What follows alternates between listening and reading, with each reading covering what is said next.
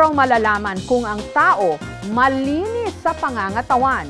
Pero ang ilan hindi makontento sa malinis na mga kuko. Ginagawa rin nila itong sining.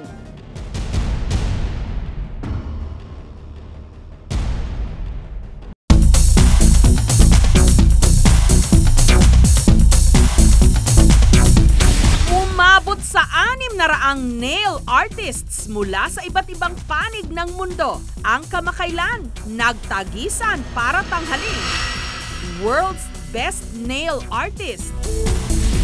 Merong kuko na dinisenyohan ng zodiac signs. Meron ding ang inspirasyon mala Alice in Wonderland. Habang ang isa namang ito parang restaurant. Pero ang talagang agaw pansin, ang aakalain mong puno na nilagyan ng mahahabang mga kuko na pinagapangan pa ng mga langgam. Ito ang taunang Nail Olympics sa Rome at ang itinanghal na kampyon, ang pambato ni Cristina Bea mula sa Italy. Ang kanyang kuko nilagyan ng LED lights at musika. Dito sa Pilipinas, marami na rin tayong nail artists. Isa na si Melay. Bukod sa floral designs, stuffed toy inspired, hearts and ribbons, pwede ring disenyohan ng nakatatakam na desserts. Ngayon, gagawa ako ng 3D nail art. Ang inspiration ko po dito ay ang mga cute na mga cupcakes na to. Gagawin ko po yan sa kuko niya. Karaniwang 1 oras ang iginugugol dito at ang presyo, 1,000 pesos. Maganda po siya bago po sa paningin. Pwede niyo po siyang pang-treat sa girlfriend mo. Yun nga lang, ang ganitong klase ng nail art, tumatagal lang ng ilang araw. Katulad ng buhok, ang mga kuko mayaman din sa keratin, isang uri ng protein. At alam nyo bang ang ating mga kuko sa kamay mas mabilis tumubo kesa sa mga kuko sa ating mga paa? May bagong Guinness World Record title holder sa may pinakamahabang kuko sa buong mundo. Si Chris Walton. Ang haba ng kanyang kuko, 20 feet. It doesn't affect anything because I can still write. It hasn't changed anything, honestly. And then you forget you have the nails and so you're just like, oh, you know.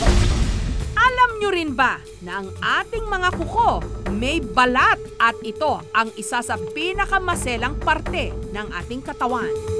Kaya dapat lang daw na ang mga manikurista lisensyado at dumaan sa tamang training. Dito, tinuturo namin ang tamang paghawak ng tools and materials, tamang paghawak sa kamay ng kliyente para hindi ito masugatan. Tinuturo din namin ang sanitation para safe po yung kanilang nililinisan. Dito tinuturuan sila ng basic anatomy ng kuko. Bibigyan ng kit. Pagkatapos, sasalang pa sa practical exams. 1:1 po kami kung magturo para nalalaman po namin kung talaga pong matututo talaga yung aming mga estudyante. Ang training na ito tumatagal ng 1 hanggang 2 buwan at nagkakahalaga ng 7 to 10,000 pesos. Pero may paalala ang mga eksperto sa mga mahilig magpa-manicure o pedicure. Una-una, huwag masyado magsusuot ng sapatos na masyado masikip. Maganda yung sapatos mo, tama lang ang sukat. Kapag ito'y masyado masikip, it can cause pressure to the nails. Maaari siyang ma-injure, maaari siyang magkaroon ng ingrown nails. Importante rin daw na protektahan ang ating mga kuko sa mga kemikal na maaring makasira sa mga ito. Kapag ang trabaho mo ay lagi kang exposed sa mga chemicals or halimbawa naglalaba ka, lagi kang exposed sa mga sabon or grasa, maaari itong mag-cause ng pangangati. Hindi lang dun sa kamay, pati dun sa paligid ng kuko. Maaaring silang magguantes. No? That's the best thing that they can do. Dapat din daw, hindi madalas ang pagpapalinis ng kuko, lalong-lalo na ang mga may diabetes. Kapag ikay diabetic, hindi maganda ang circulation ng dugo sa iyong paa, maaaring hindi maghilom agad tong sugat na to, and which can cause ulceration. Sa oras na nagkamali raw kasi sa paglilinis ng kuko, pwedeng magkakomplikasyon. At kapag minalas, mauuwi sa ingrown o yung kondisyon kung saan may humahaba o tumutubong parte ng kuko na hindi tama ang forma. Dahil dito, nahihiwa ng kuko ang nail bed. Resulta, sugat o nana.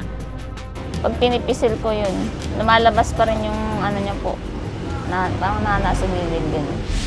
Si Rowena, dahil linggo-linggo kung magpa-pedicure, madalas nakukot-kot ang gilid ng kanyang mga kuko. Kaya madalas din siyang magkaroon ng ingrown. Para maalis ito, kailangan niya pang ipakutkot muli sa manikurista. Pero nitong nakaraang buwan, sa kagustuhan niyang maalis ang kanyang ingrown, siya na mismo ang nagtanggal. Pero dahil mali ang kanyang paraan, doon na nagsimulang maimpeksyon ang kanyang kuko. Hindi pa po ako nagpapatingin sa doktor kasi iniisip ko po na gagaling din siya. Pero mga isang buwan na rin po kasi hindi gumagaling eh. Araw-araw ngayon, kailangan niya itong lagyan ng agwa oksinada. Pinipisil ang laman at tinitiis ang sakit. Matanggal lang ang nana. Kahit na po linisan ko siya araw-araw, meron pa din po lumalabas na nana. Sinamahan namin si Rowena sa doktor. Pinakamagagawa po muna natin sa ngayon ay conservative management. Ibig sabihin po, bibigyan po namin kayo ng antibiotic, base po dahil po kayo ay kasi ay buntis, no? Meron po tayong gamot na maaari lamang mong ibigay, no, para sa buntis. Tapos yung pagpapagupit po ng kuko, hindi po sagad dun sa pinakalaman. Maswerte pangaraw si Rowena. May iba raw na mas malala pa ang ingrown.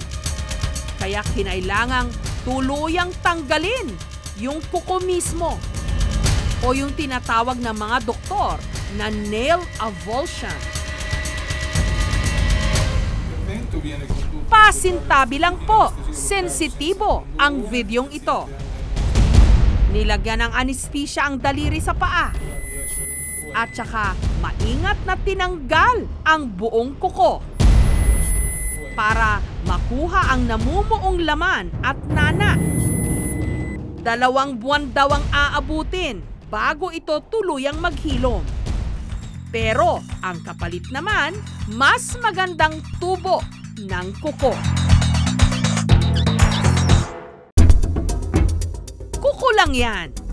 Pero kung hindi pag-iingatan, ang sakit ng kuko sa kalingkingan, pagdurusahan ng buong katawan.